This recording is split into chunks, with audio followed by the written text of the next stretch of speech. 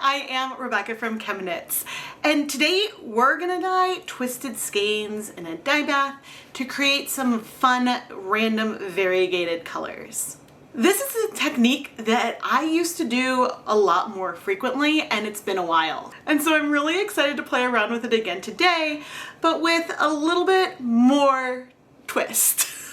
Normally, if I was gonna do this, I would twist the skein, dye it in color A, open, retwist, color B, open, retwist, color C. And we might have a fair amount of white left behind.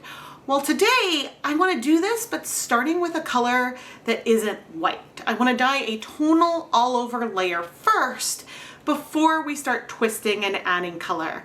And well, hopefully I don't use way too much dye, but we'll see where we end up. Now, before we jump in and I show you the colors, I want to give a huge shout out and thank you to today's lab partner, Amy Hartman. Amy, thank you so much for being my lab partner for today's episode of Dyepot Weekly. And if you at home would like to learn more about how you can become a lab partner and get shout outs and yarn dyed with you in mind from an episode of Dyepot Weekly, go check out the listings in the ChemKnits Creations Etsy shop, and I'll have that linked down below. But now let's go look at the colors. We've got a very cool toned color palette here today with Dharma acid dyes in extreme blue, teal green, royal purple. But we're also going to use some Caribbean blue to create a base color. This should eliminate any white being left behind when we're dyeing up our twisted skeins, because sometimes there may be some white or pastels left behind. And so this will mix with these three other colors well, but will give, I think, the overall colorways like a different feel from what we've seen in the past. Now, we could do this in an opposite way and dye the twisted skeins 3 times and then over dye it in this blue, but I think I want to go in this order, and I'm really excited about that. But the first thing I need to do now is measure out and dissolve our dyes. So I put on my deluxe rubber respirator mask, safety glasses, and gloves, and measured out 1/2 gram of our Caribbean blue dye, and then a 1/4 gram approximately of our purple, teal, and extreme blue. We're dyeing 400 grams of yarn today, and we have just over 1 gram of dye total. But don't forget that when we have our skeins twisted up, the dye is going to have limited access to the yarn. So if we had a ton of dye, those colors are going to be very dark because they're only going to have a fraction of a skein that they can access because of the resist of the twist. And we may need to bring in some yarn mops, but we'll see how that goes. I dissolved our dyes in some hot tap water, not worrying about the total volume I'm mixing the dyes in, because the plan is to use all of this dye that I weighed out in each step. The times when you might want to worry about the volume you're measuring and mixing your dyes in is where you're not going to use all of the dye in a dye pot at the same time, when you want to divide that dye up more between other projects and be able to have consistency in your recipe. But our consistency here is from when we weighed out the dyes. So I'm very excited. In my dye pot, I have 24 cups of water that is cool. It's not cold, but cool. I always forget what a pain it is to dissolve Caribbean blue. This is a color that just completely clumps up, and that can make things a little bit difficult. So if you ever need to make a big dye stock of this color, I 100% recommend dissolving a little bit of dye at once, because otherwise it'll all sort of form this Play-Doh-like ball. In fact, there's still a tiny bit on the spoon. I was able to mush it up a little bit. The amount of dye that we have here for 400 grams of yarn is not very much, but let's just wait till you see what the color is. Now here I have 400 grams of 400 grams of Knit Picks Swish DK. Was that really only 1/2 gram of dye? Oh my goodness. Well, oh man, this is not gonna be pastel, but that's okay. The yarn is 400 grams of Swish DK, which is 100% superwash merino wool. And there was no acid in here yet, but what's funny, and the reason why I'm laughing, is because I had played around with the depth of shade of this color recently, and I was referring to a picture, and I was like, oh, do I want to do a 0.125% depth of shade, which would have been, wait, this is a 0.125% depth of shade. Half a gram of dye divided by 4, that's 0.125. Whoa, I mean, it's more intense than I thought, but it is what it is. I maybe should have gone even lighter, but I didn't reference the yarn that I have, so you know what, it's all good. Let's add 1, 2, 3, 4, that's 5 tablespoons so far. This is not a color that strikes really quickly. 5, 6, 7, 8, 9. Caribbean blue is one of those colors that takes a long time to strike, even with heat and acid. But I still, oh dear. This is why you wear your safety glasses, because sometimes things splash. It didn't hit my face, but oh man. And this is also why you protect your work surface and yada yada yada. But I started cold with no acid to add this so we could get this color all over, because the goal is to avoid white areas on our finished yarn. But anyway, I'm gonna go and start heating this up. It'll take a while for things to heat up, but I'm gonna heat it until most of the color has absorbed onto the yarn. So I'll see you in a little bit. It's been around 30 minutes and we are very hot. Very hot, and it would not surprise me as I remove the yarn, which is definitely tonal. There are some lighter patches in it, but those light patches at least are like a pale blue versus just being white. But what I was going to say is it would not surprise me if we have a little bit of blue left in the pot. Caribbean blue is a color that will re-bleed and some will come out while the dye bath is warm. And so sometimes you can get all that blue to bind if you let the yarn cool off in the dye bath. But that's not what, but lately I haven't been letting it do that, because then sometimes that last little bit is left might be some color that would bleed out. But anyway, I'm gonna save this water in the dye bath because we'll reuse it for our next steps. But I do need to go set this yarn aside to cool off a bit because it is way too hot for me to twist. And in fact, I'll probably spread it out in a few pans so it cools off a little bit faster. Actually, while I wait, let's bring over the royal purple dye. I currently have the heat off, but the pot's gonna stay warm for a while. I'm choosing to start with the royal purple for our twisted yarn because this is a color that strikes fast. And to make our day go nice and smoothly, I think that that will be beneficial. But anyway, we'll go look at the yarn once it doesn't need to be completely cool, but it just needs to be cool enough that I can handle it without burning my hands. Okay, the first thing, things are still warm, but the first thing I'm going to want to do before starting to twist is, yeah, there's an area that's a little bit warm. I want to go squeeze out all of the water that I can. I'm going to need to use the tongs for this. I was going to try to squeeze by hand, but the water in there is just a little bit warm, and I'm squeezing that liquid back into the dye bath. And you can see that our color here is very tonal. We've got some deeper blues and some lighter blues.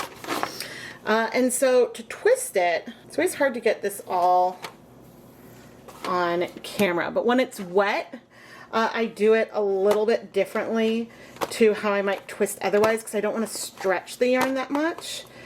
And I will sort of turn it either from one side or the other while it's flat instead of putting tension between my hands. And I did not keep a hole at one side, but I can do this now. And then finish twisting the yarn, there we go, around itself. Normally when I twist yarn, I feel like I can have it a little bit more controlled, but I just try to be gentle. And so I'm going to do this for the other skeins as well. And I was trying to do it on camera before, but what I really might do is lift up the one end to twist, but using like the counter or table as something to help. And really try to make sure we got a lot of good twist in there. The less twist you have, the more the dye will go through into the center of the yarn, and the more twist you have, the less the dye will be able to access the rest of the yarn. And now let's go over back to our dye bath. Gonna put the heat back on, but you can still, things are still very steamy. I should probably be wearing gloves, but we're now gonna take our twisted skeins and pop them on in. Ooh, this color is gonna be so pretty.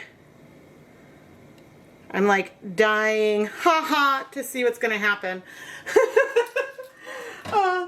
But the yarn is now completely basically beneath the surface. So we're gonna wait. I'll set a timer for 20 minutes, but I'm gonna go ahead and check in if things have cleared before then. Yeah, I'm excited to see what we've got. What a difference a couple of minutes makes, because I had checked on it not that long ago and there was still a fair amount of color.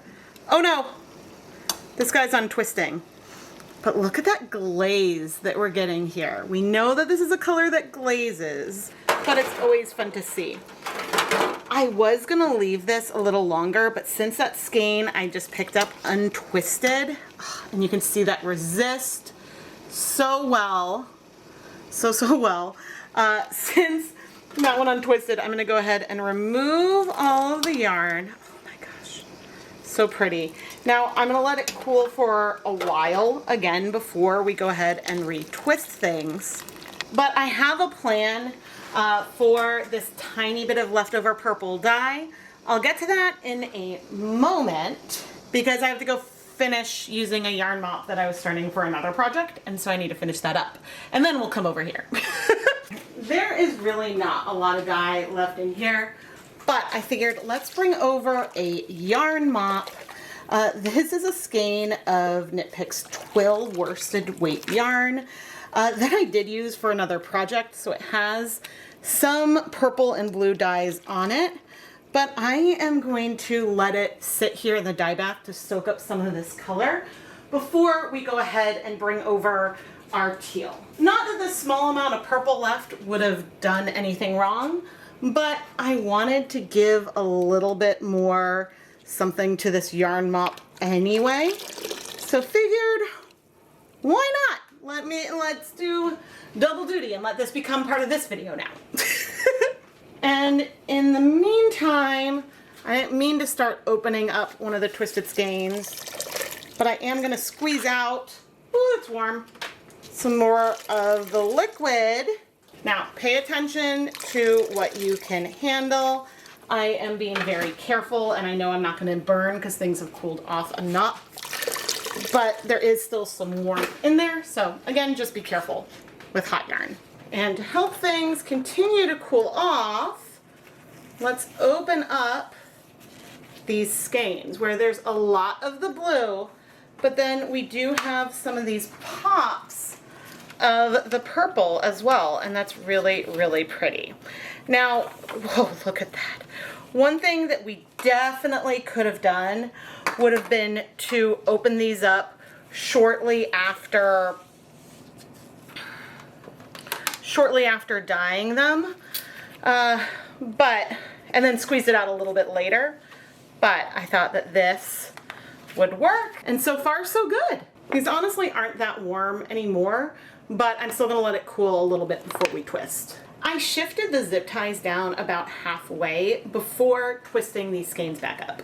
Now let's go dye the next layer. See, our yarn mop doesn't have that much on it right now, but over time, we may layer on likely some more blues and maybe some teal onto this. The last thing I do want to do is just quickly wipe down the edge of the pan. You can see all these pinks that crashed out from our deep purple. Now I'm bringing over our teal green dye, and I will rinse the cup out. If I put this plastic cup in the hot water, it will melt, so that's why I'm not rinsing it in the pan. All right, stirred up. And now bringing over our yarn. I'm not gonna stir too much, but I am gonna poke it in. It doesn't seem like the teal is doing a lot, but you can tell that there is a reasonable amount of pigment, and there should be enough to create some kind of change. But anyway, I'm gonna wait about 20 minutes, give or take 10 minutes or so, and then we'll come back to remove the yarn. Okay, I'm curious where we are. Things are definitely clearer, but I am going to remove all 4 of these skeins. This is super pretty right now. I think I need to do more in the combination of teal and blue, but I am going to bring over our yarn mop so she can help soak up this leftover color, and I'll leave it around, maybe around 20 minutes or so. And in the meantime, I am going to very gently start untwisting. Ooh, I'm gonna go squeeze this into the dye bath that we have, so that way it'll be able to cool off a little bit faster. But it's funny, that teal, and I feel like on camera the colors may be a little blown out, or maybe not showing enough of the yellow. The teal is very much present on here. It's just tone-wise, it feels very similar to the Caribbean blue, which is a little bit surprising because it's absolutely more green of a color. It's very subtle, way more subtle than the purple. And in fact, looking at the skeins, I don't see, I mean, I guess here we've got a little bit of a break, but those breaks that we saw with the purple when we lifted it up and saw the lines, it's not as sharp. And also probably because maybe the teal doesn't take as long to strike. But anyway, I am going to untwist the rest of these using my tongs to squeeze out the water in the dye bath. And then once things are a lot cooler, I'll twist these back up. Maybe moving the zip tie, maybe not, just sort of seeing and trying to get more of the blue, as much of that blue on the outside as possible. We're creating quite the pretty layered pastel tonal, trying to not tangle the yarn. It definitely didn't need 20 minutes, but I think the other yarn needed 20 minutes to cool. That is so pretty and too steamy for you to see. But now I'm coming in with our 1/4 gram of the extreme blue dye. And this color is warmer toned than the Caribbean blue. There's definitely more, I guess, hue-wise, more pink in it, but certainly not as warm as our royal purple. But now I'm gonna grab our yarn, and we see lots of like our other colors in there, and pop it in, and hopefully things don't untwist too much. Just give it a nice little poke. You know, when you do like blue on blue, again, I don't know how much contrast we'll end up with, but I'm very excited. And at this stage, we still have the heat on. I'm gonna let things heat for 30 minutes. Are you as curious as me looking at this soup? And ignore what's happening back in the corner.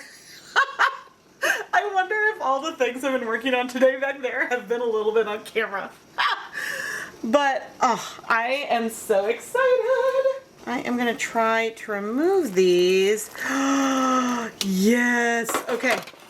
I was like, is there a moment where we open up and see the resist? It's very subtle and very steamy, so you can't see. Okay, here we go. Here we go. We can see the blues, and then in there we can see our Caribbean blue, our lighter blue. I'll try to let this cool off, twist it up, so that way we can open it up once things are not quite as hot. But ooh, ooh, ooh. There, we see some So pretty. Ah, I'm so happy. Okay, I'm setting this aside to cool and bringing over our lovely layered pastel yarn mop so we can absorb the very rest of this blue dye, hopefully. And why not add, that's probably about a tablespoon more of white vinegar. And I'm gonna heat this for 30 minutes, and whatever is in there is whatever will be there. It's time to start opening these skeins. And yeah, let's see, if I pick up this one, you can really see its subtle change, but you can definitely see that light blue in there. Oh man. Oh, this is so pretty. Very, very blue. Oh goody, I do still feel some teal there. And it's funny because that blue that we started with that felt so intense when we started, now in comparison is feeling a lot more pastel. And so that is just very, very fun to me. I am squeezing out a little bit of water. We will want to let things cool completely before we wash it, although sometimes with superwash yarns I do cheat a little bit. But yeah, I guess it's hard to say just how much, and I feel like the camera maybe isn't doing justice to all the tones in here. Yeah, see, I don't know if deepening it works. Right now, I mean, okay, there is some of the purple, but everything on camera is looking very, very blue. But I promise the extreme blue and purple are different. Just, I know that the camera doesn't do as well breathing in some of those reds. But then there we have some of that teal against our backdrop. So we did bring in a lot of different colors. It's just what I feel like I see in person feels so much more full of dimension and really pretty than what I'm seeing on the like little monitor of my camera. So hopefully this will come through better in the end. But yeah, Amy, I hope that you're really excited. It is so pretty. And yeah, I'm gonna let it cool so we can wash it. Let's remove our yarn mop. I'm gonna turn off the heat. There's the zip tie. To avoid tangles, I always try to lift yarn by the zip tie, and when it's warm like this, then I'll remove it and give that a moment before I go ahead and remove the rest of the yarn. Ooh, this is so pretty. Very, very blue now, but blue is a common ingredient of all the colors I layered.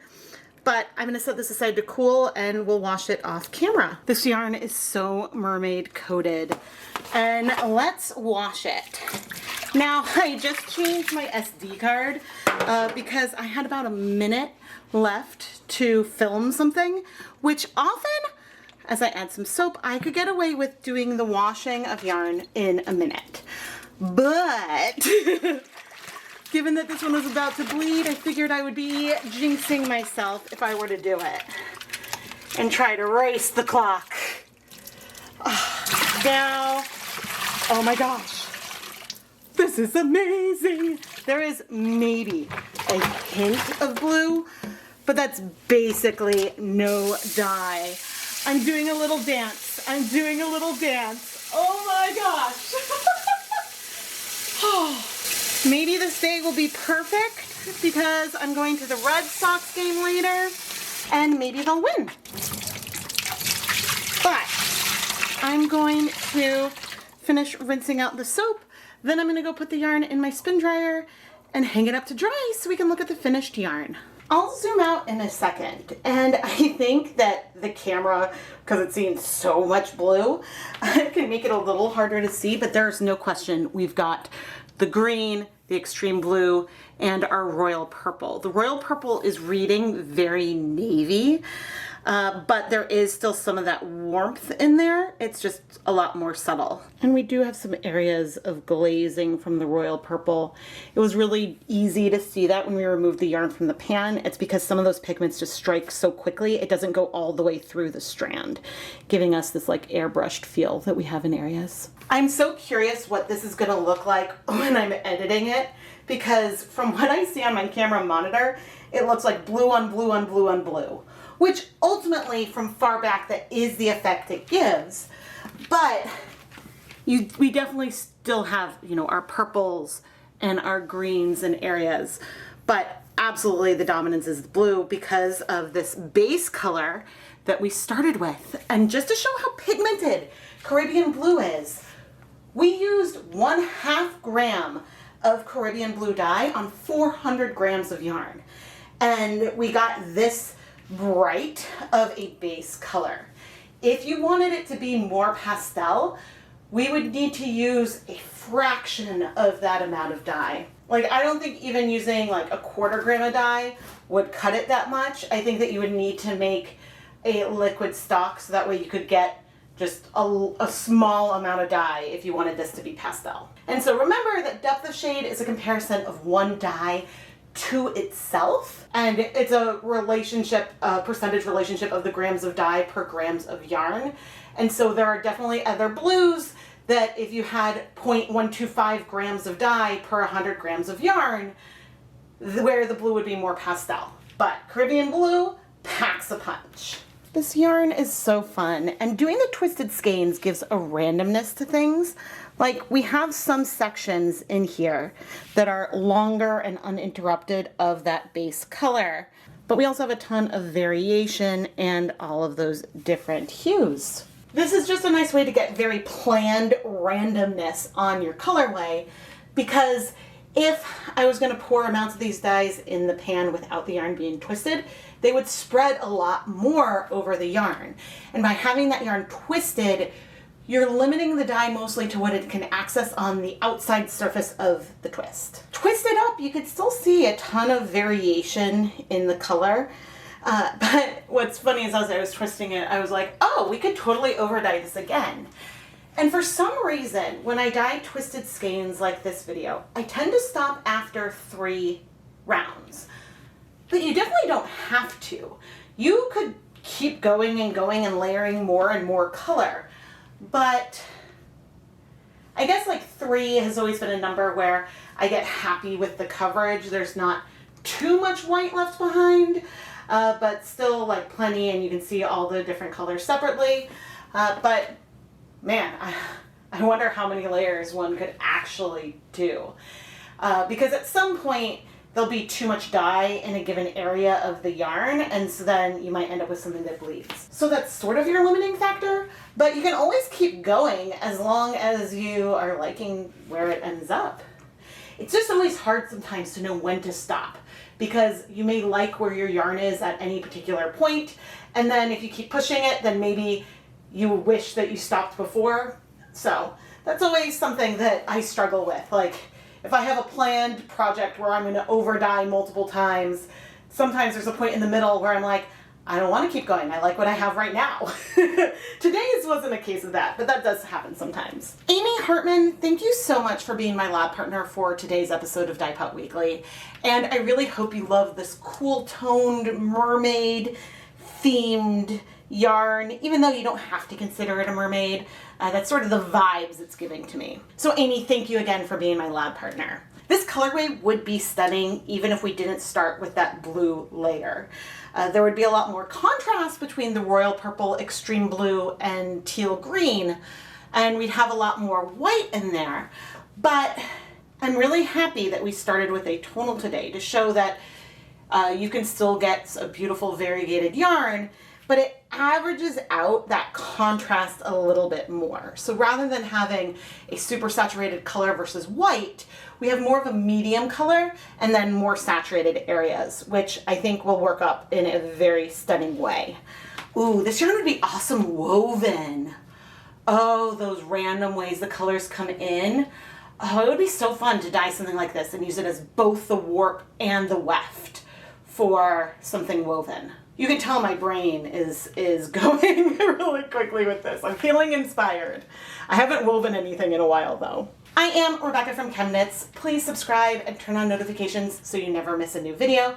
And if you love the yarn I dye, go and check out all the yarn in the ChemKnits Creations Etsy shop. My shop is filled with yarn that I've dyed in my videos.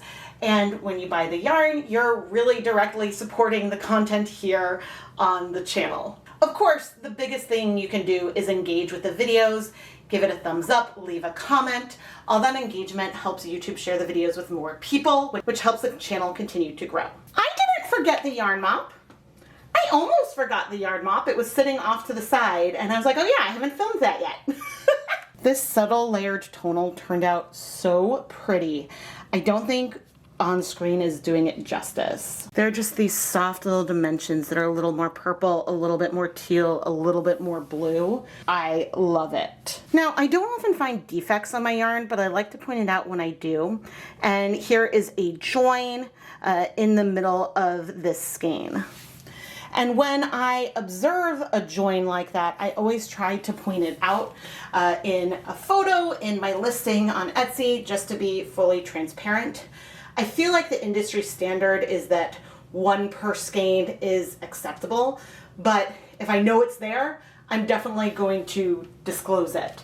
It's just sometimes there could be one that I missed when I'm going through the bare yarn. But anyway, thank you all so much for watching.